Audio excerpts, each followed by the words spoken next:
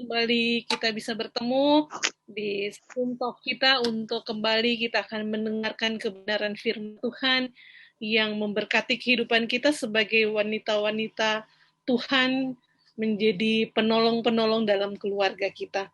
Siang hari ini kita akan masuk dalam tema Tetaplah Berdoa yang akan disampaikan oleh Bu Nana. Sebelum kita melakukan segala sesuatu, kita akan memuji Tuhan, dan pujian ini akan dibawakan oleh Ibu Gilda. Silakan Ibu. Terima kasih Bu Alin.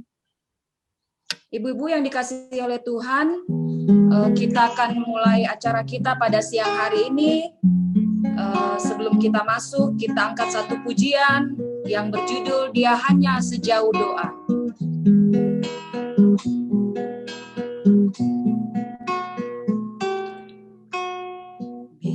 Bila kau rasa gelisah di hatimu, bila gelap kabut tak menentu hidupmu, ingat masih ada seorang nolong bagimu.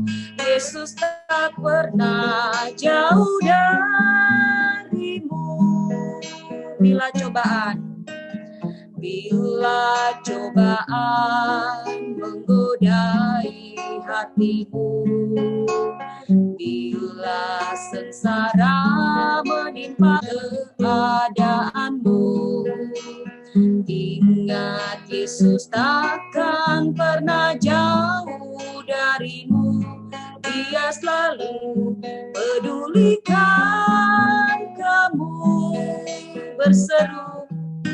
Berseru memanggil namanya, berdoa Dia akan segera menghampiri dirimu. Percaya Dia tak jauh darimu, Dia hanya sejauh doa.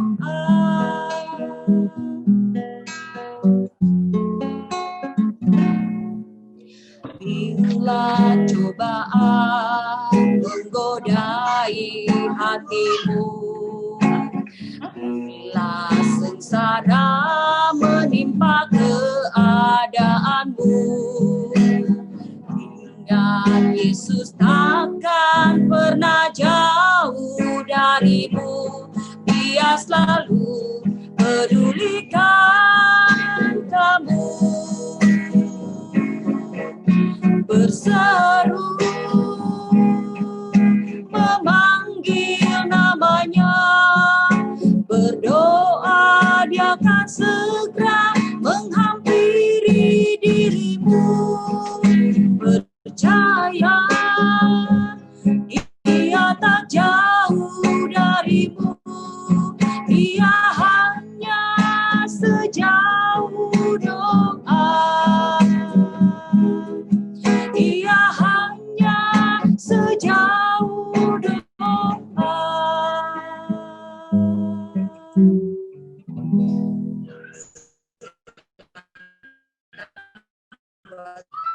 Mari Ibu yang diberkati Tuhan, kita akan masuk dalam doa. Mari kita berdoa. Allah Bapa kami yang di surga, kami bersyukur dan berterima kasih Tuhan di siang hari ini. Kami ibu-ibu Cafa yang Tuhan pertemukan kami kembali, dan satu kerinduan kami di siang hari ini Tuhan. Kami mau belajar mendengarkan kebenaran firman-Mu. Kami mau belajar menjadi wanita-wanitanya Tuhan yang mempraktekkan firman dalam kehidupan kami. Di tengah-tengah keluarga, di tengah-tengah masyarakat, dan di tengah-tengah gereja kami. Tuhan kami bersyukur untuk waktu siang hari ini. Tuhan memberikan buat kami. Dan Bapak kami berdoa untuk ibu-ibu yang lain yang mungkin masih belum bisa hadir Tuhan. Kami percaya apapun hidup mereka di hari ini, ada tangan kuasa Tuhan yang terus menolong mereka, menyertai mereka, memimpin hidup mereka. Terima kasih Tuhan, kebenaran firman yang akan kami dengarkan bersama untuk kami tetap berdoa. Bukan itu hanya sebagai slogan biasa, tapi itu terus menjadi rema dalam kehidupan kami, untuk kami tetap berdoa kepada Tuhan, apapun situasi kami. Tuhan berkati hamba-Mu, Ibu Pendeta, Ibu Nana Liur yang akan menyampaikan materi siang hari ini. Tuhan tolong dia, Tuhan urapi dia. Apa yang dia sampaikan Tuhan, kebenaran firman-Mu, memerdekakan kami, memberkati kami, dan menolong setiap kami. Terima kasih Tuhan, jaringan internet, signal, listrik, apapun yang kami pergunakan. Tuhan berkati biar semua dapat berjalan dengan baik. Terima kasih Tuhan Yesus yang baik. Ini doa kami di siang hari ini. Dan acara dari awal hingga akhirnya, kami hanya bawa di dalam kuasa tangan Tuhan. Di dalam nama Tuhan Yesus kami berdoa dan bersyukur. Amin. Siang hari ini materi tentang tetaplah berdoa yang akan disampaikan oleh Ibu Nana Liur. Mungkin ayat ini di 1 Tawari 5 ayat 17 merupakan ayat terpendek di dalam Alkitab. Tetapi merupakan sebuah perintah yang harus kita kerjakan seumur hidup kita, yaitu berdoa. Dan apa saja yang akan disampaikan oleh Bu Nana, mari kita akan dengarkan bersama penyampaian materi di siang hari ini. Silakan Bu Nana. Ya, terima kasih Ibu Alin, Ibu Gilda. Semua ibu-ibu, selamat siang, salam sehat, salam cafa.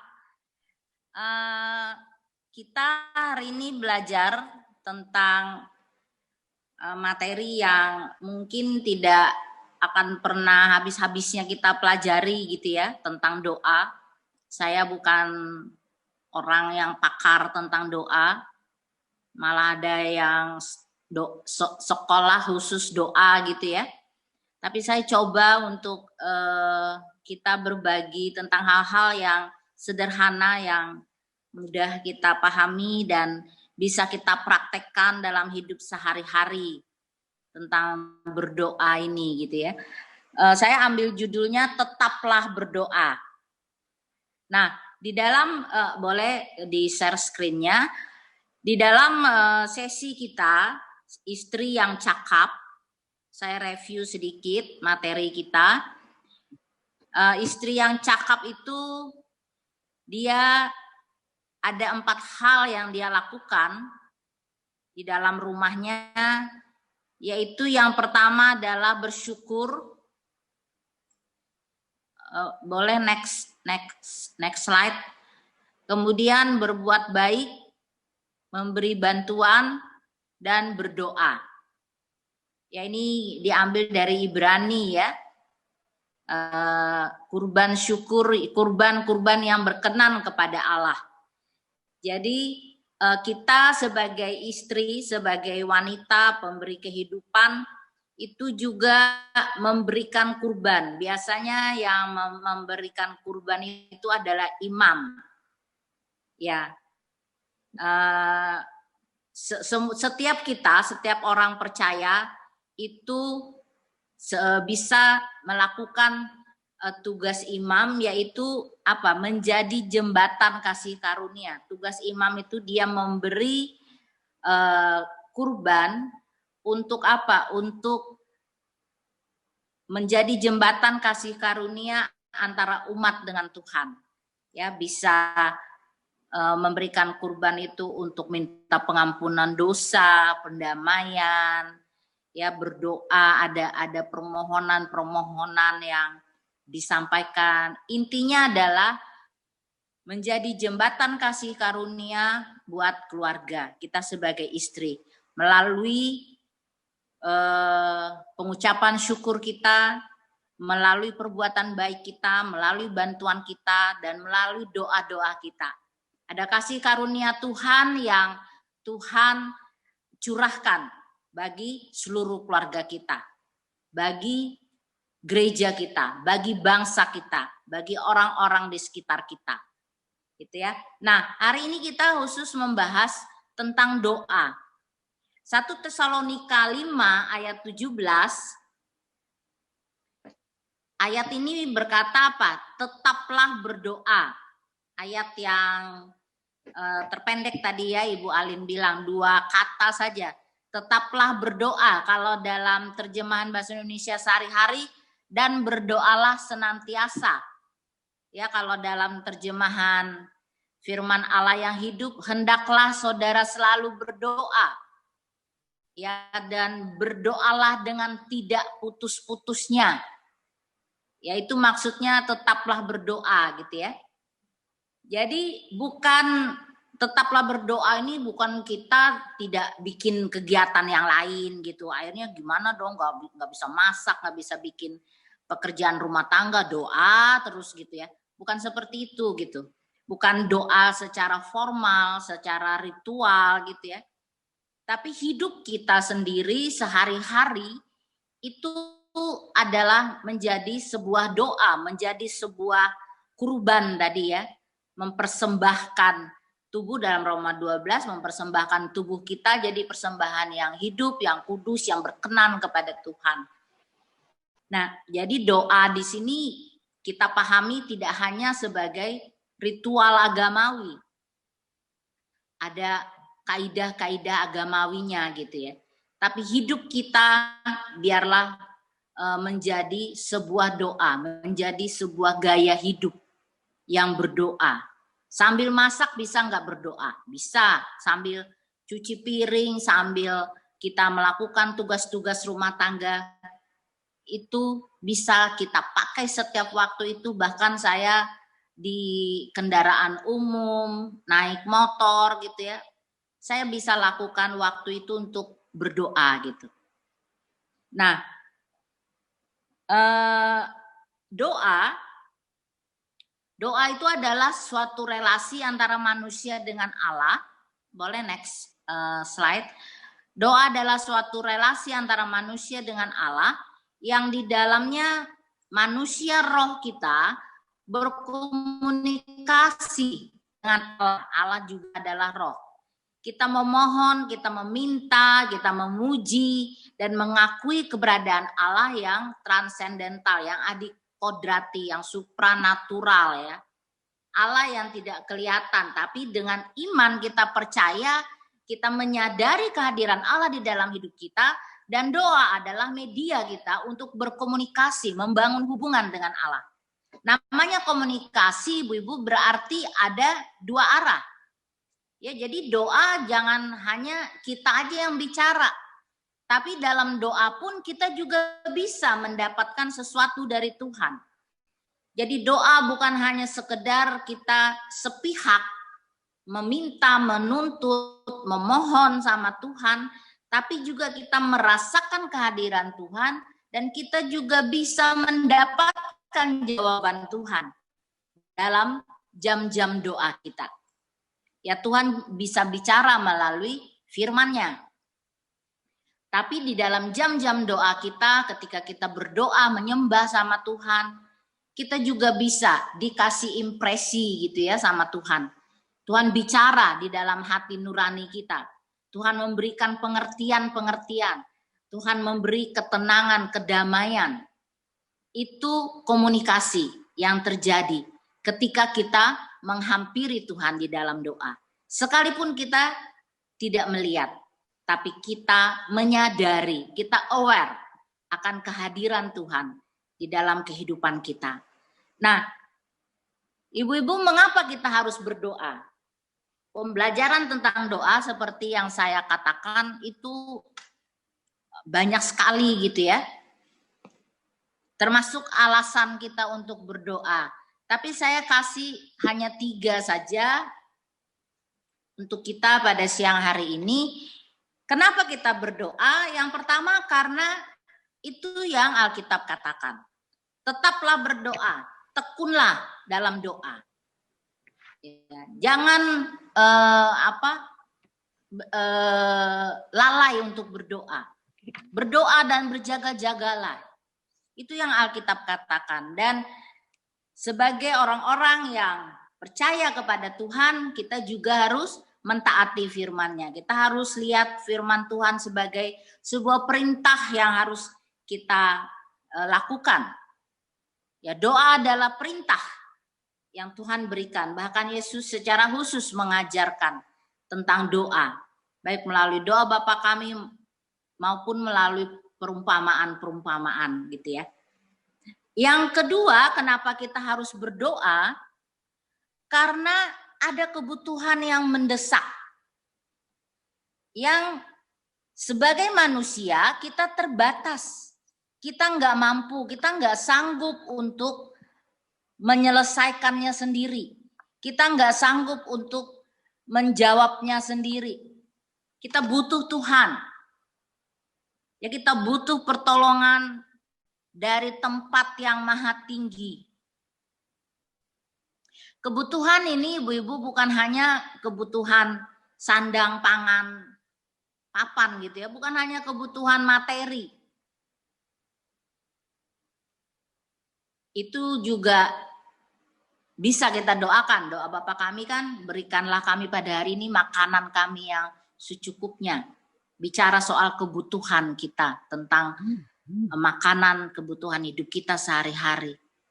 Tapi juga ada kebutuhan-kebutuhan lain, kebutuhan akan kesembuhan, kebutuhan akan pemulihan, ya, kebutuhan akan rekonsiliasi, kebutuhan yang terbesar yang dibutuhkan oleh dunia ini adalah kebutuhan akan keselamatan.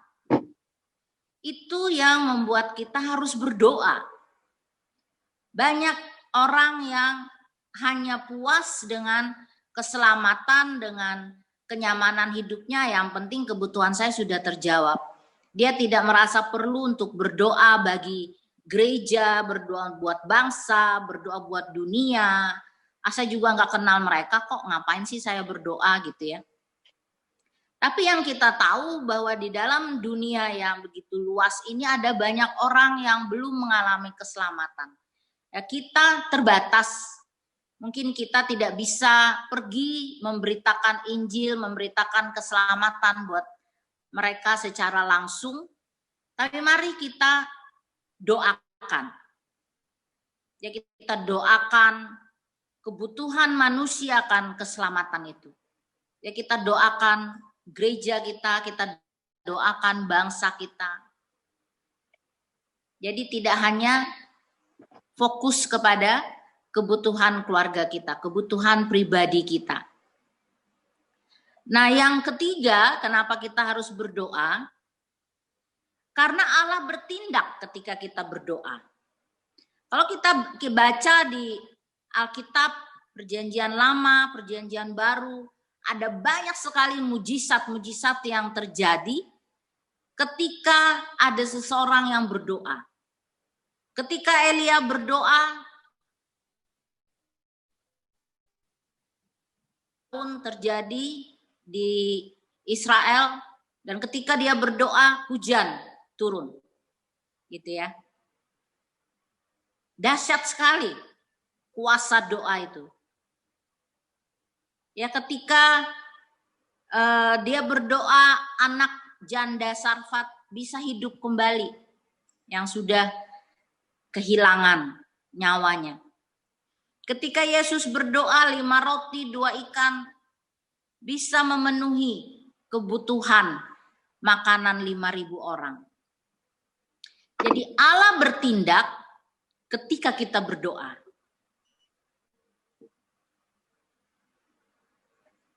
Lalu kalau nggak ada yang berdoa, Allah nggak bertindak dong.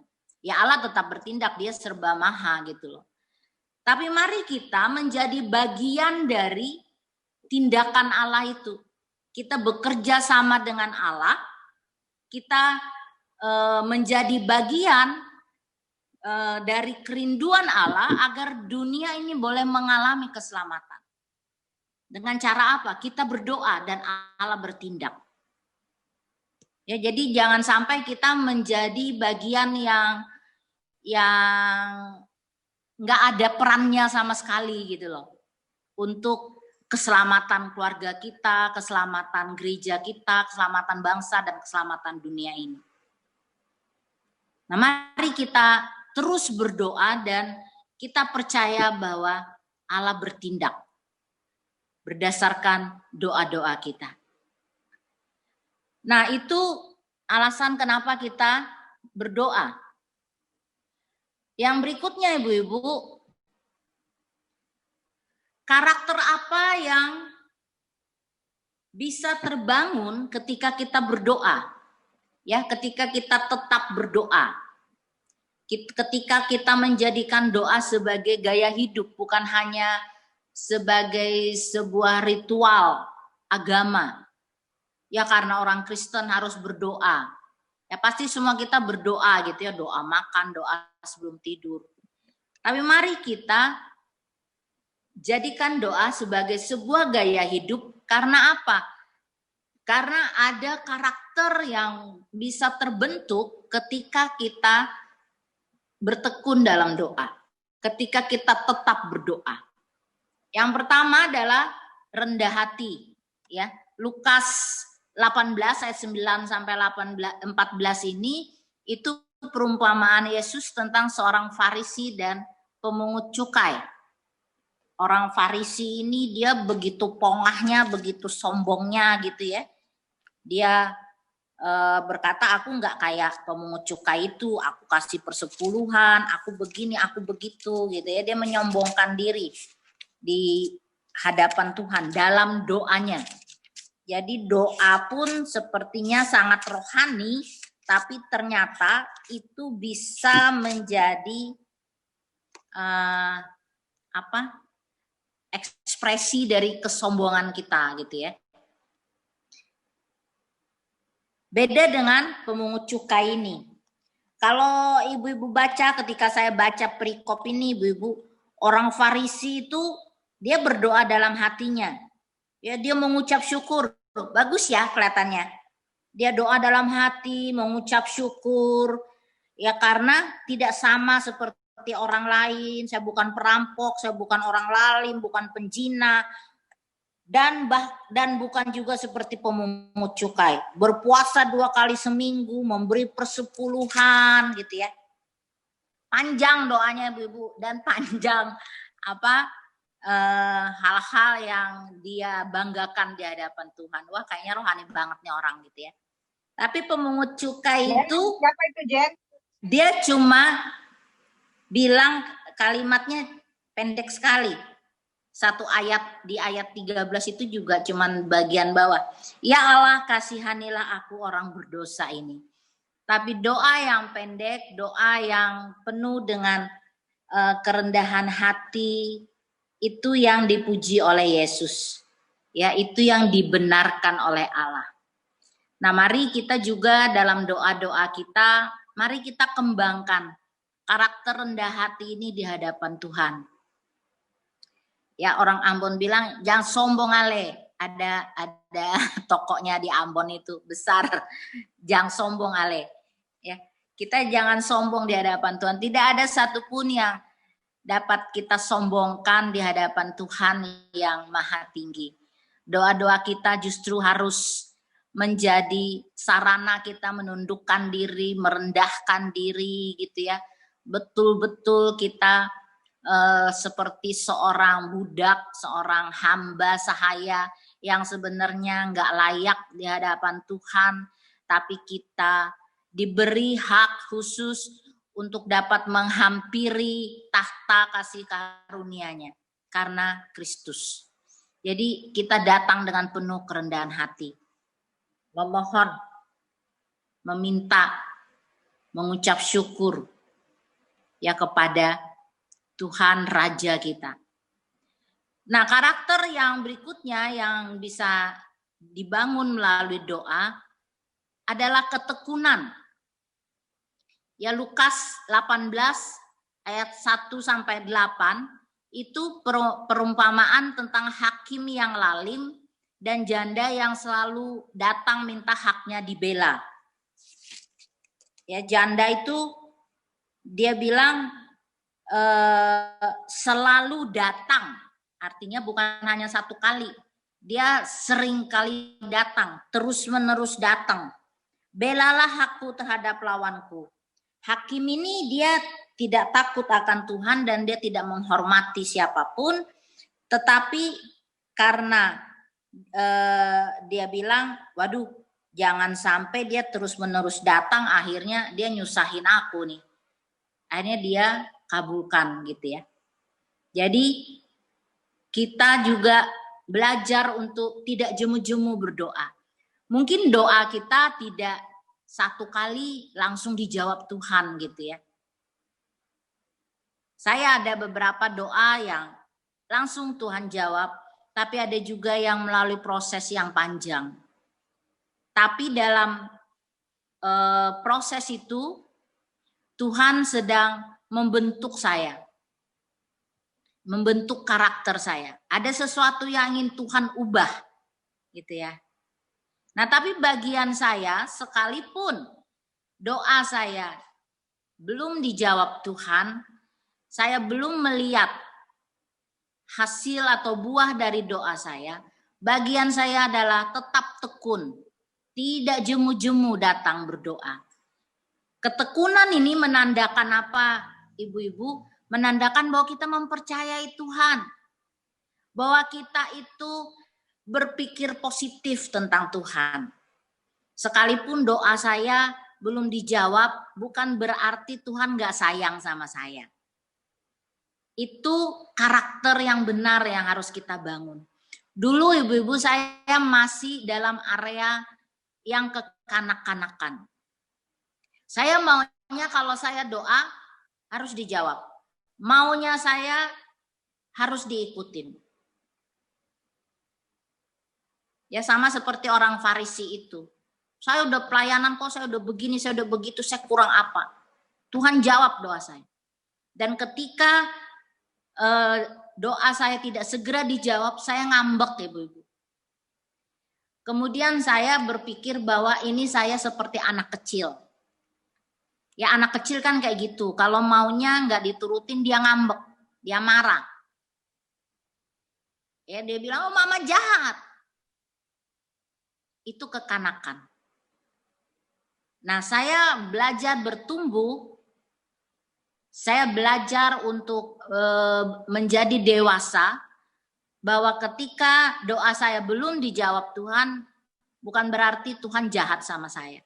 Bukan berarti Tuhan gak baik sama saya, gitu ya. Dan bagian saya adalah tetap tekun berdoa. Roma 12 ayat 12, boleh ada satu orang yang baca buat kita? Roma 12 ayat 12, ayatnya pendek.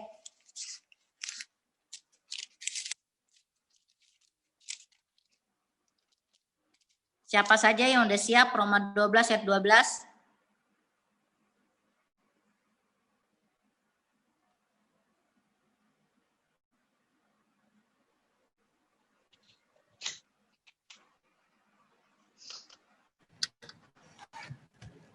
Roma 12 ayat 12.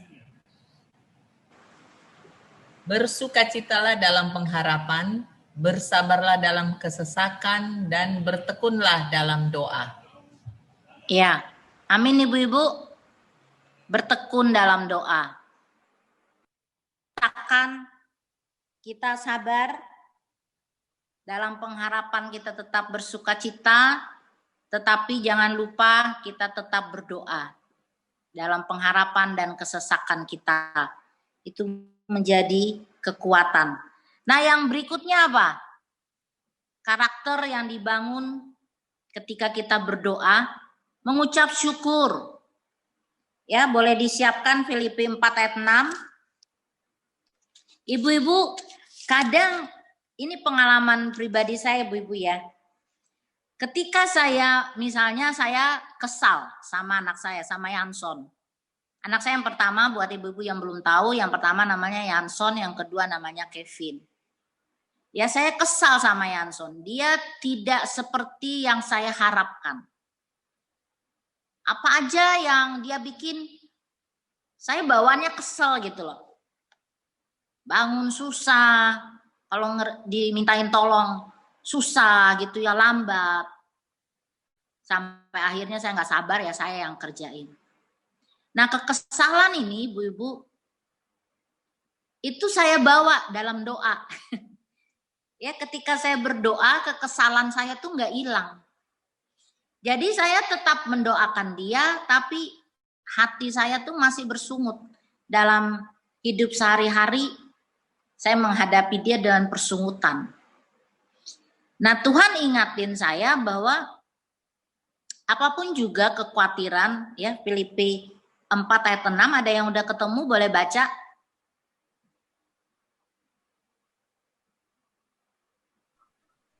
Filipi 4 ayat 6. Filipi 4 ayat 6. Janganlah hendaknya kamu khawatir tentang apapun juga, tetapi nyatakanlah dalam segala hal keinginanmu kepada Allah dalam doa dan permohonan dengan ucapan syukur. Iya, kita garis bawahi ya dengan ucapan syukurnya. Kita menyatakan segala hal keinginan kita kepada Allah dalam doa dan permohonan dengan ucapan syukur. Dan ketika saya berdoa buat anak saya dengan persungutan, dengan kekesalan, ya, apalagi membandingkan dengan adiknya gitu ya, beda gitu. Itu enggak terjadi apa-apa ibu-ibu. Tapi ketika saya belajar untuk mengucap syukur, ya ketika saya bawa anak saya dalam doa, tapi saya mengucap syukur. Saya tidak lagi berdoa dengan kekesalan saya, dengan kemarahan saya. Tapi saya doakan dia, saya bersyukur untuk hidupnya, saya sebutkan hal-hal yang baik yang ada dalam hidupnya.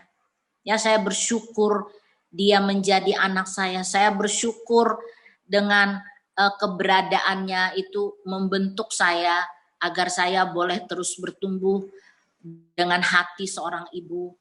Ya, ketika saya berdoa mengucap syukur tidak lagi dengan kemarahan, tidak lagi dengan persungutan. Nah, perubahan terjadi, ibu-ibu. Ya, kalau teman-teman kita sebelah itu mereka bilangnya kita ikhlas gitu ya, menerima anak kita, menerima segala situasi suami dan segala hal di dalam hidup kita itu dengan ikhlas. Nah, kalau kita kan istilahnya dengan mengucap syukur. Nah, ketika kita mengucap syukur, itu juga mengubah hati saya, mengubah cara pandang saya, memandang anak saya.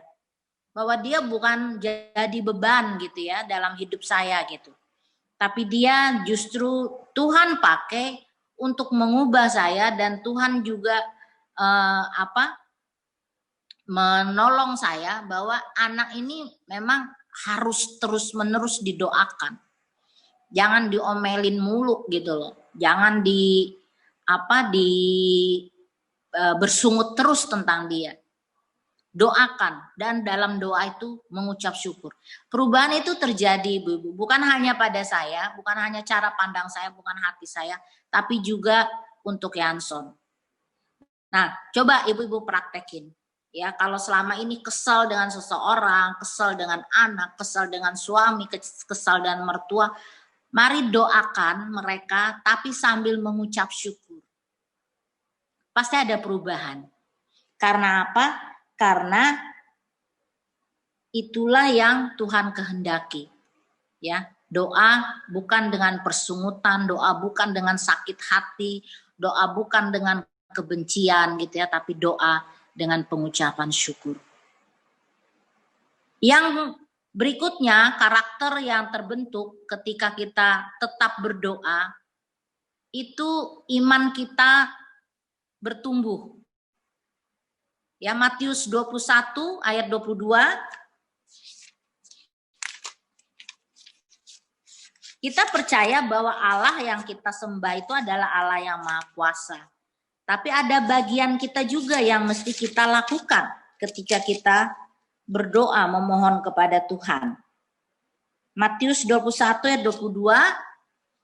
Ada yang sudah ketemu?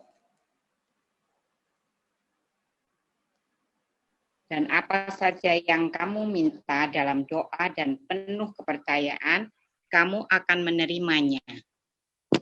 Amin, Bu Joyce. Amin. Ya. Apa saja yang kamu minta dalam doa dengan penuh kepercayaan, kamu akan menerimanya.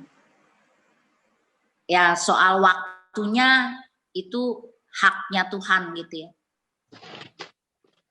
Tapi bagian kita adalah berdoa dengan penuh kepercayaan.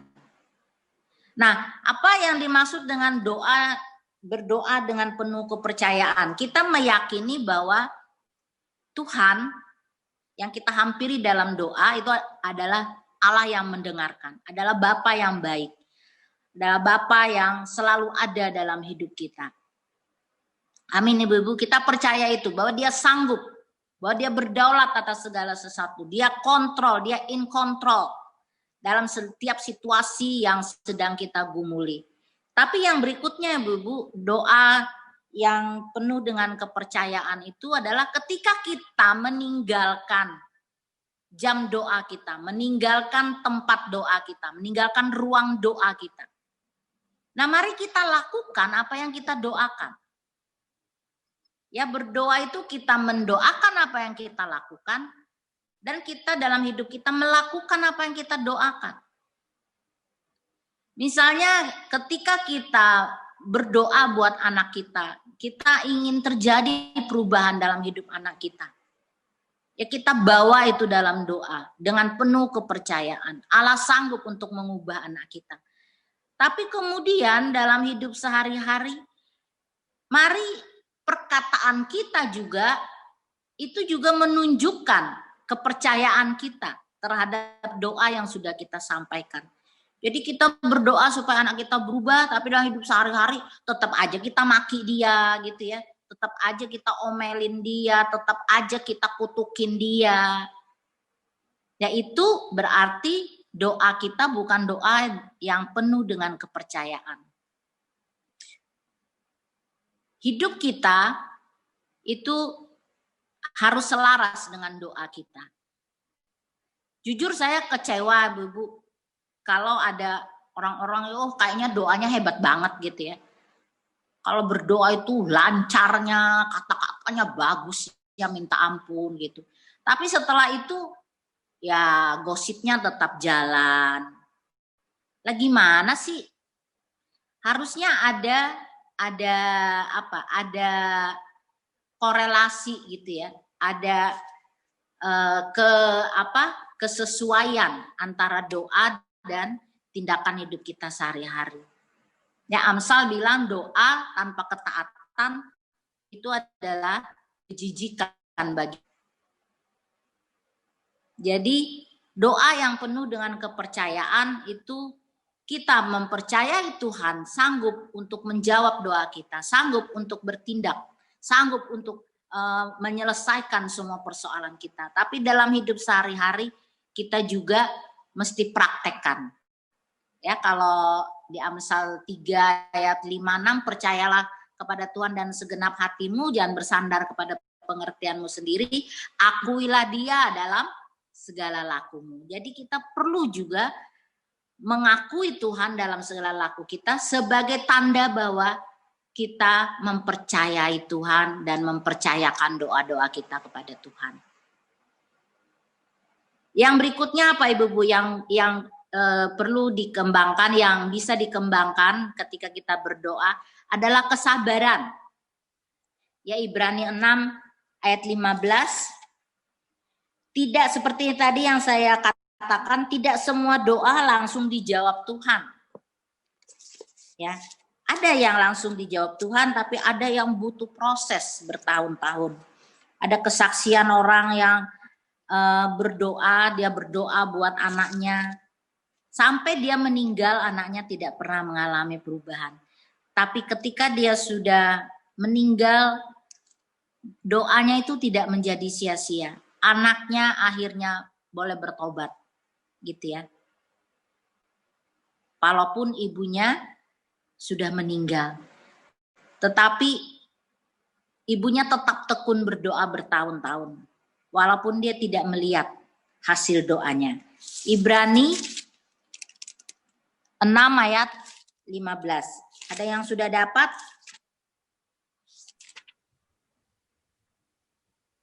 Abraham menanti dengan sabar dan dengan demikian ia memperoleh apa yang dijanjikan kepadanya. Amin, Bu Foni. Amin. Menanti dengan sabar. Dan dengan demikian, karena dia menanti dengan sabar itu, ia memperoleh apa yang dijanjikan kepadanya. Amin. Kadang-kadang Tuhan sudah siapkan, tapi karena kita nggak sabar, kita nggak tetap berdoa, kita nggak tekun berdoa, akhirnya apa yang seharusnya sudah dijanjikan itu kita nggak dapatkan. Ya, di Galatia kalau nggak salah. Ya, jangan jemu-jemu berbuat baik sampai tiba waktunya kamu akan menuai jika kamu tidak menjadi lemah. Ya, kita tidak memperoleh apa yang kita tabur dalam doa kita karena apa? Ketika kita sudah lemah, kita udah nggak punya pengharapan lagi. Satu-satunya yang iblis suka dalam hidup kita adalah ketika kita udah nggak punya pengharapan lagi. Ketika kita meragukan Tuhan. Ketika kita udah nggak sabar dan bilang, aduh Tuhan nggak sayang lagi sama saya mau berhenti berdoa, Tuhan nggak jawab doa saya, Tuhan begini, Tuhan begitu gitu ya. Kita mulai meragukan Tuhan, kita mulai pahit hati, kita mulai bersungut lagi. Itu yang iblis suka. Ya, ketika kita tidak mengakui lagi kedaulatan Tuhan, kekuasaan Tuhan di dalam hidup kita. Ketika kita kehilangan kepercayaan dan menjadi tidak sabar. Yang berikutnya apa? Selalu kita harus kembangkan karakter bahwa bukanlah kehendakku melainkan kehendakmu yang terjadi. Kita boleh meminta apa saja sama Tuhan. Kalau kita baca di Mazmur, ya Daud itu orang yang sangat terbuka gitu ya sama Tuhan. Dia sakit hati, dia ngomong. Dia takut, dia ngomong. Dia marah, dia ngomong. Ya, dia sangat intim, sangat akrab hubungannya dengan Tuhan. Sehingga apapun juga dia ungkapkan sama Tuhan. Dia bisa mendeskripsikan perasaannya dengan jelas di hadapan Tuhan. Kita juga belajar ibu-ibu ya, kita bisa mendeskripsikan, menggambarkan perasaan kita sama Tuhan. Kita jujur dengan hati kita di hadapan Tuhan. Jadi doa itu bukan soal kata-kata yang indah, yang apa gitu ya. Tapi bagaimana hati kita bisa jujur di hadapan Tuhan. Bagaimana kita memiliki hubungan yang intim, yang akrab dengan Tuhan. Kita marah, kita sakit hati, kita katakan sama Tuhan. Tetapi selalu kita minta Tuhan yang berotoritas dalam hidup kita. Kalau saya terluka, saya bilang sama Tuhan, Tuhan saya sakit hati. Saya sakit hati Tuhan. Tuhan tolong sembuhkan saya. Tuhan tolong kuatkan saya. Tuhan tolong beri kemampuan kepada saya untuk mengampuni. Jadi selalu itu yang disebut dengan komunikasi ya, dialog ya. Bukan hanya kita curhat saja sama Tuhan. Tetapi biarlah kehendak Tuhan itu yang jadi dalam hidup kita. Kehendak Tuhan, kebenarannya, firman-Nya yang jadi dalam hidup kita. Ketika kita luka, kehendak Tuhan adalah kita mengampuni dan biarlah itu jadi. Ya, ketika kita datang berdoa. Jadi ada satu tulisan yang bagus, ketika kita berdoa itu ada yang berkurang dari dalam hidup kita.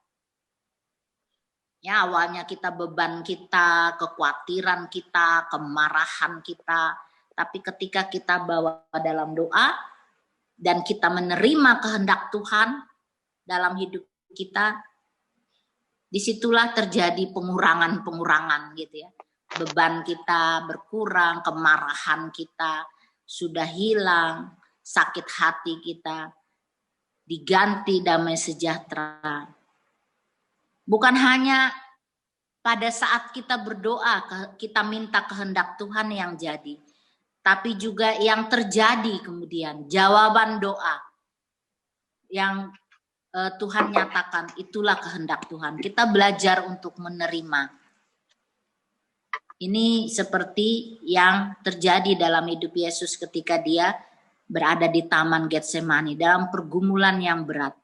Kalau boleh cawan ini lalu. Tapi bukan kehendakku melainkan kehendakmu yang terjadi.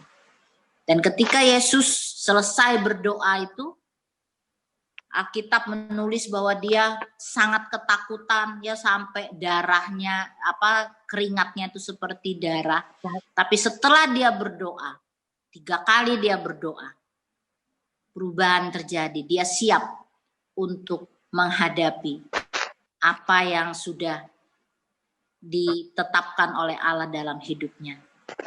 Nah, doa itu harus menghasilkan perubahan seperti itu, ibu-ibu.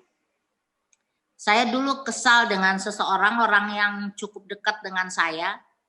Saya tahu dia suka berdoa, tapi kemudian selesai berdoa dia tetap ngomel gitu ya, dia tetap khawatir, dia tetap berpikiran negatif tentang orang.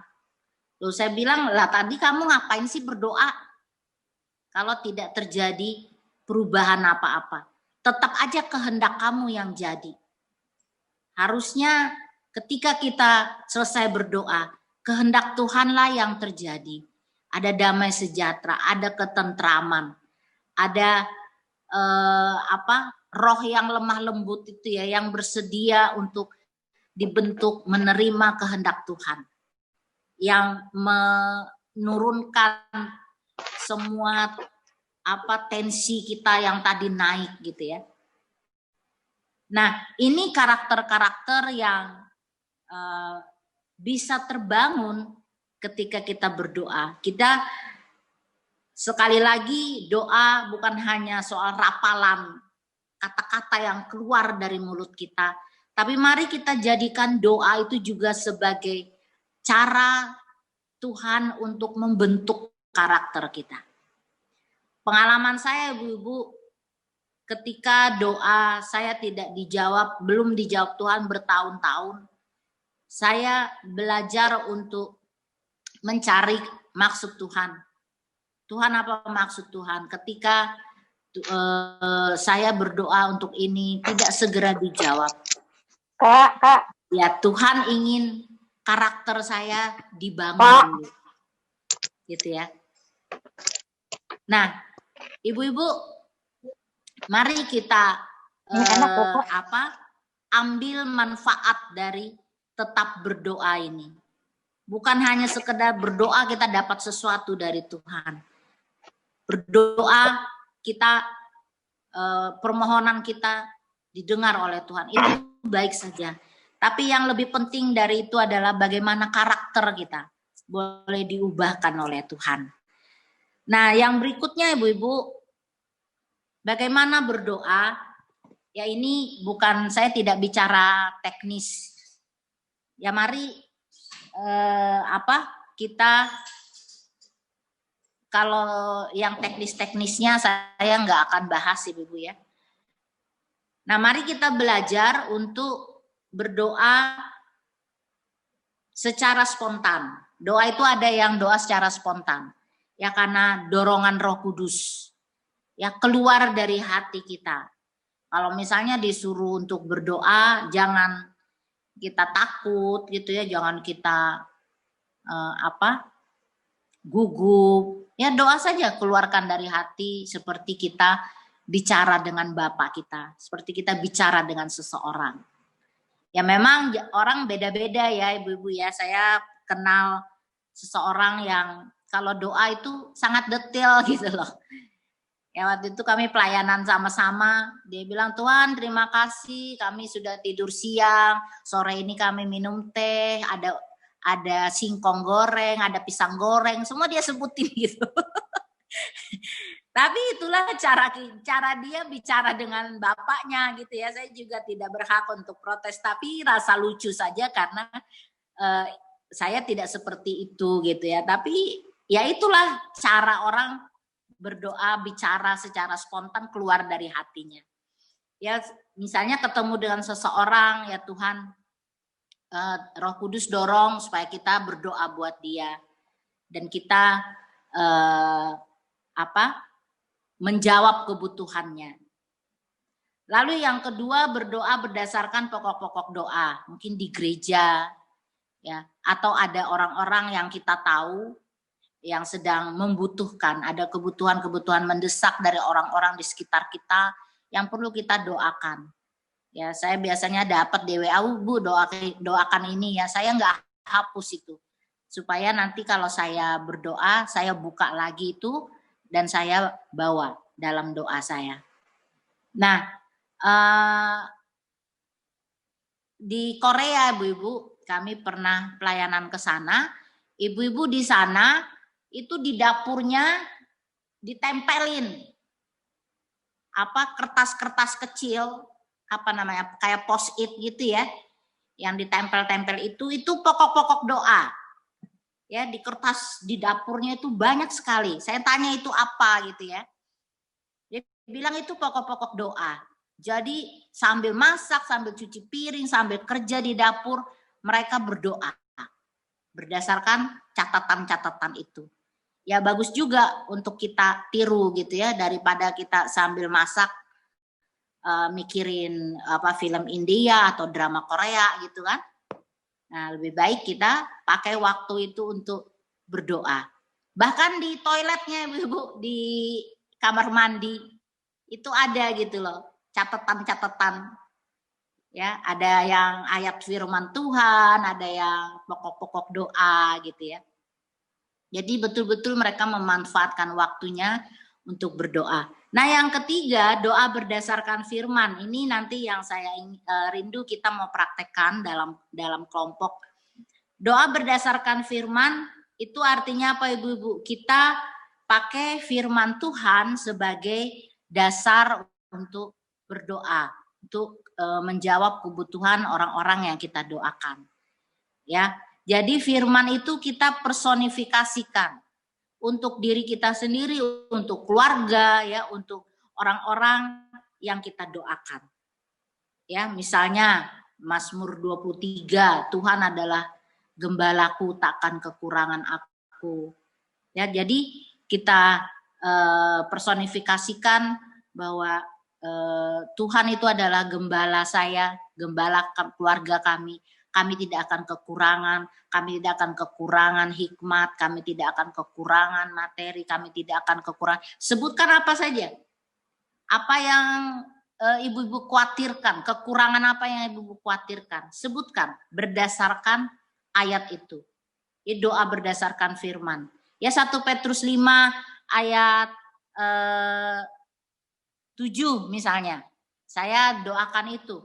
Serahkanlah segala kekhawatiranmu kepada Tuhan sebab Ia yang memelihara kamu. Ya, saya berdoa buat anak-anak saya menyerahkan kekhawatiran saya tentang Yanson, tentang masa depannya, tentang pasangan hidupnya. Saya serahkan semua kekhawatiran saya sama Tuhan karena saya percaya Tuhan yang memelihara hidup Yanson. Jadi berdasarkan firman itu kita beriman bahwa firman Tuhan itu boleh dapat terjadi dalam hidup kita dan kita doakan gitu ya.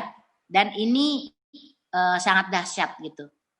Karena apa? Karena kita jadi baca firman juga dan kita percaya firman itu terjadi dalam hidup orang-orang yang kita doakan. Nah, ibu-ibu, saya akan boleh di next slide.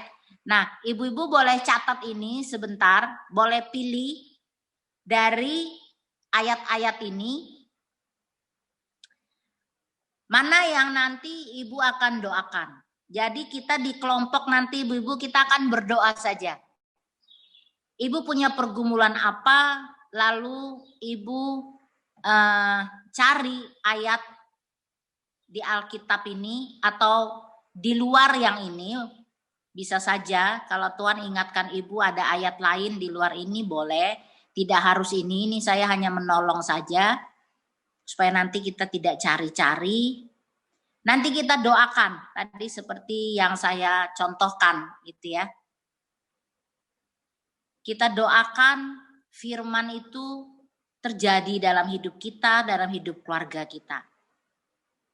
Ya, boleh dicatat dulu atau di screenshot supaya nanti di kelompok kita bisa pilih dari ayat ini. Ayatnya tidak panjang-panjang ya, kecuali yang Mazmur. Mazmur pun kalau ibu mau pilih hanya ayat tertentu saja, tidak keseluruhan ayatnya, boleh. 1 Tawarin 4 ayat 10 itu doa Yabes. Ya, bilangan 6 itu adalah berkat yang biasanya disampaikan di akhir ibadah ya, kalau di gereja kami di GKO, di gereja kita. Tuhan memberkati engkau dan melindungi engkau dan seterusnya. Ya. Sudah ibu-ibu sudah catat? Nah, nanti kita akan masuk ke kelompok, ya kita akan praktekkan doa firman ini. Jadi nggak usah takut ya ibu-ibu ya, tinggal baca firmannya dan personifikasi. Nanti akan ditolong, ada Ibu Gilda, ada Ibu Alin, ada saya juga nanti di kelompok. Ya kalau sudah kita akan doa dulu sebelum kita masuk ke dalam kelompok. Mungkin nanti kelompoknya bisa sekitar 40 menit kali ya. Kita doa dulu ya ibu-ibu ya untuk firman Tuhan. Tuhan, kami bersyukur untuk firman-Mu yang mengajarkan kami untuk tetap berdoa, untuk tetap tekun berdoa dalam keadaan apapun. Biarlah kami berdoa tidak hanya sekedar memenuhi ritual agamawi kami Tuhan, atau memenuhi program-program gereja, tapi biarlah kami berdoa karena kami ingin membangun hubungan yang akrab, yang intim dengan Engkau. Kami ingin Tuhan terus-menerus berkomunikasi dengan Engkau sebagai Bapa kami. Kami terus ingin melekat kepadamu ya Tuhan. Dan kami percaya ketika kami berdoa, ketika kami mendekat kepadamu, Engkau juga mendekat kepada kami dan Engkau juga memberikan hikmat-Mu, memberikan pemulihan, memberikan damai sejahtera, mengangkat semua beban-beban kami. Terima kasih untuk semua kebaikan-Mu Tuhan yang sudah Engkau nyatakan bagi kami. Kami percaya ketika kami berdoa, Tuhan mendengarkan, Tuhan melihat, Tuhan mengulurkan tangan, Tuhan tidak pernah mengabaikan doa-doa kami. Kami sebentar lagi akan masuk ke dalam kelompok, kami mau belajar bersama tentang doa firman. Tuhan tolong kami agar ini juga boleh menjadi gaya hidup kami Tuhan. Kami mendoakan firman yang kami terima dari Tuhan. Kami mengimaninya dan mengamininya, dan itu boleh terjadi dalam hidup kami, dalam keluarga kami, dalam gereja kami, dalam bangsa kami, bagi dunia ini. Terima kasih Tuhan, di dalam nama Tuhan Yesus Kristus kami ucap syukur, haleluya, amin. Sebelum masuk kelompok ada pertanyaan nih Ibu tentang apa yang harus kita lakukan di kelompok?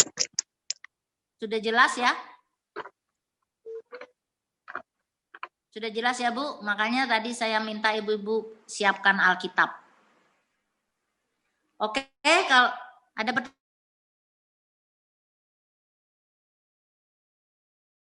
Ibu, kita akan terus belajar bagaimana kita membangun hubungan yang intim, yang akrab dengan Tuhan. Kita tidak hanya belajar teorinya ya, teori bagaimana berdoa, tapi bagaimana kita menjadi seseorang yang akrab, intim dengan Tuhan. Itu yang Tuhan inginkan. Ya, John Bunyan bilang begini, ketika kamu berdoa, lebih baik membiarkan hatimu tanpa kata-kata daripada kata-kata tanpa hatimu. Artinya mari kita berdoa dengan hati kita. Relasi yang intim, yang akrab dengan Tuhan, bukan sekedar kata-kata yang indah, kata-kata yang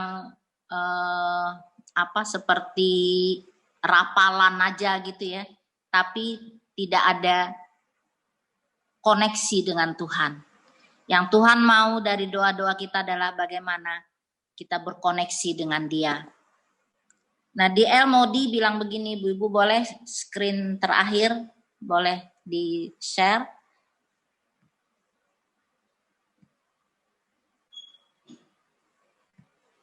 Setiap gerakan besar dari Tuhan dapat dilacak dari suatu sosok yang berlutut. Jadi tadi alasan kita berdoa adalah karena Tuhan bertindak ketika kita berdoa. Kita menjadi jembatan kasih karunia. Kasih karunia Tuhan hadir turun di dalam keluarga kita. Ya karena ada seorang istri yang berdoa, Karena ada seorang ibu yang berdoa, ada seorang wanita yang berlutut mencari Tuhan, mengharapkan kasih karunia Tuhan. Dan itu adalah, bilang sama dirinya, itu adalah saya. Saya akan menjadi jembatan kasih karunia buat keluarga saya melalui doa-doa saya. Mari kita tetap tekun berdoa, jangan jemu-jemu berdoa. Kita terus mengembangkan sikap hati yang benar dalam berdoa, sabar menanti janji Tuhan, tetap beriman, tetap menaruh pengharapan bahwa Tuhan mendengarkan doa kita dan Dia melakukan apa yang terbaik di dalam hidup kita. Jadikan doa kita menjadi doa yang penuh kuasa, doa yang sanggup untuk membalikkan keadaan. Kuasa ada di dalam mulut kita. Mari kita pakai kuasa itu untuk membuat Allah bertindak, Allah bekerja di tengah-tengah keluarga kita, di tengah-tengah gereja kita, di tengah-tengah bangsa kita, dan bagi keselamatan dunia ini. Tuhan Yesus memberkati kita, ibu-ibu, tetap semangat, tetap bertekun dalam doa, jangan pernah menyerah sampai Tuhan menggenapi janjinya dalam hidup kita dan hidup keluarga kita. Mari kita nyanyi, doa mengubah segala sesuatu.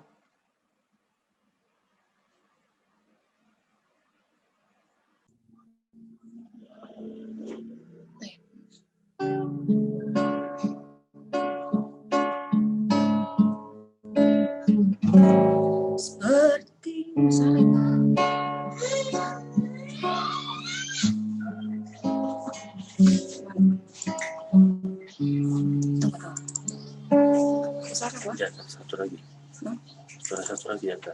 akan mengakhiri pertemuan kita pada sore hari ini.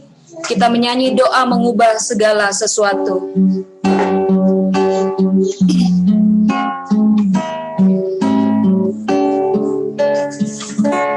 Saat keadaan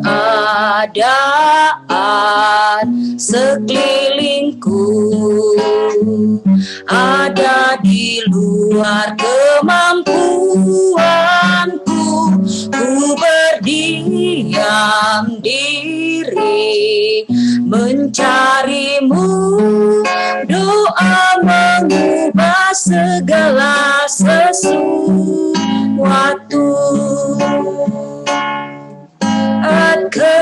Kenyataan di depanku mengecewakan perasaanku. Ku menutup mata memandangmu, sebab doa mengubah segala sesuatu. Doa orang benar bila didoakan dengan yakin besar kuasanya, dan tiap doa yang lahir dari iman berkuasa menyelamatkan.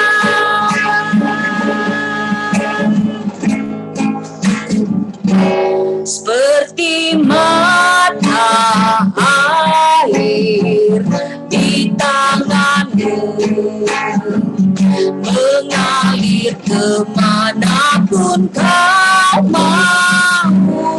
Tiada yang mustahil di matamu. Doa mengubah segala sesuatu.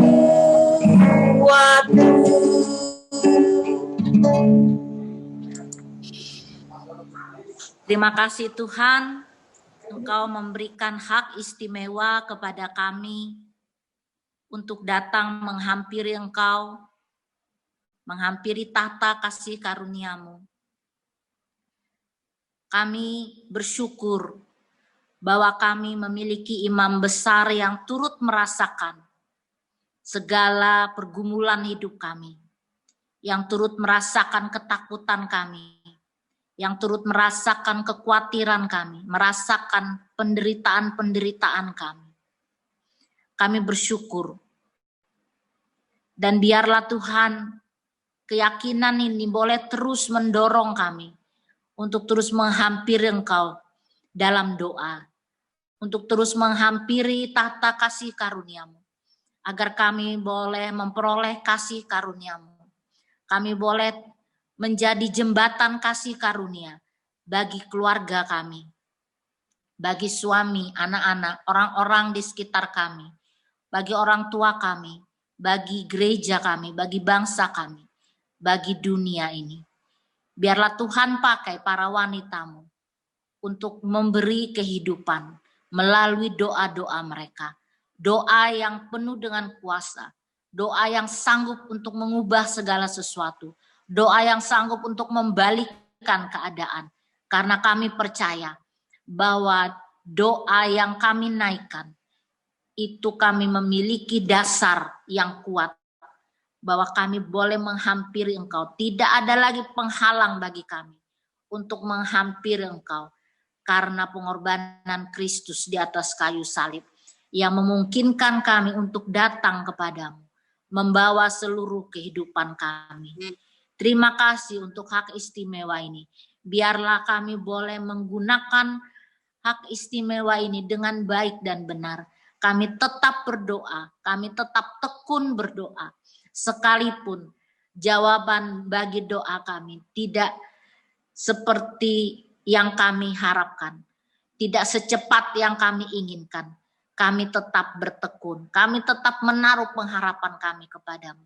Kami tetap menghampiri Engkau, karena kami percaya Engkau Allah yang maha besar, Engkau Allah yang maha mulia, dan kami hanyalah debu di hadapan-Mu. Kami tidak sanggup untuk melakukan apapun tanpa Engkau. Engkau adalah kekuatan kami, Engkau adalah penolong kami, Engkau adalah penyelesai bagi kami, Engkau adalah penjaga kami. Tuhan, biarlah dalam hari-hari hidup kami sebagai seorang wanita, dalam pergumulan apapun, kami selalu mencari Engkau terlebih dahulu. Engkau hanyalah sejauh doa. Kami tidak perlu untuk mencari kekuatan yang lain. Kami hanya membutuhkan Engkau satu-satunya, pengharapan kami, penolong kami. Hamba serahkan para wanita-Mu yang hadir melalui Zoom ini, maupun nanti yang akan menonton lewat YouTube. Kami serahkan mereka dengan segala pergumulan mereka. Mereka tahu kemana mereka lari. Mereka tahu kemana mereka berlindung. Mereka tahu kemana mereka mencari pertolongan. Hanya di dalam Engkau. Dan Engkau hanya bisa dijangkau melalui doa-doa kami. Terima kasih Tuhan, kami mengucap syukur untuk pertemuan kami pada siang sampai sore hari ini. Tuhan berkati kami. Dan biarlah kami boleh terus berkomitmen untuk terus menjadi pendoa-pendoa yang menghadirkan kasih karunia Allah bagi keluarga kami. Di dalam nama Tuhan Yesus Kristus kami mengucap syukur. Haleluya. Amin.